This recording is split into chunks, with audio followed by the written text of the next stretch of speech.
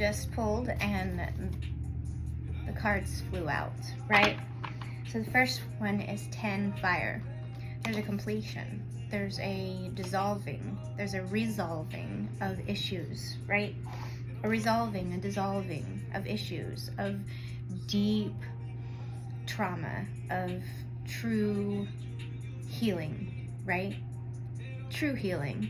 Like, not just that superficial, I apologize, now I'll wait for changed behavior. Like, that true, profound knowledge that's needed to shift the perception, to make the changes, not just like superficially for a short period of time, but for foundationally for the rest of your freaking life, right? Like, the dissolving of true deep traumas, right?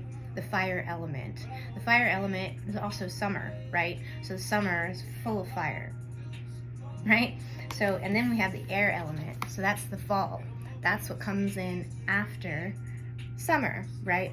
So in the physical body practice, there's an elemental practice I offer that focuses on releasing that fire element, because in the many channels of energy that you have in your body, resistance occurs, whether it be physical, emotional, or spiritual, right? As resistance occurs. So the fire element can help, dissolve and resolve the issues if you take the time to focus on the issue at hand and not avoid it, right? So when you have those energies or those channels that get stuck, then what happens to the fire? It sits there and it builds energy, it builds momentum. And then what happens, right? What happens when either it either at some point gets balanced, or it goes crazy, right? Meaning the fire goes out of control. So creating an imbalance in another way, right? So, and that's what happens. So think about, whenever you're creating a fire, you Boy Scouts, right? You create a fire, and it's got to have all these different elements, and that wind, when it comes up in there, and then you feed it, you feed that fire. So the question is for you, are you creating resistance in your body, and then it's creating chaos? Or are you making sure that you're not creating any resistance, right? That you're flowing, that you're with the flow, right? With energy, with the flow of energy, so that when that air comes under there to feed that fire, like, is it a healthy fire? Does it burn? Does it burn brightly? Does it burn, beautifully? Does it burn, like, what color does it burn? A pretty blue? Do you get purples, Or is the fire, like, starving? Do you see more of, like, the reds? Like, how deep is the fire in you? How deep is that element? How much have you connected with each element that's within you?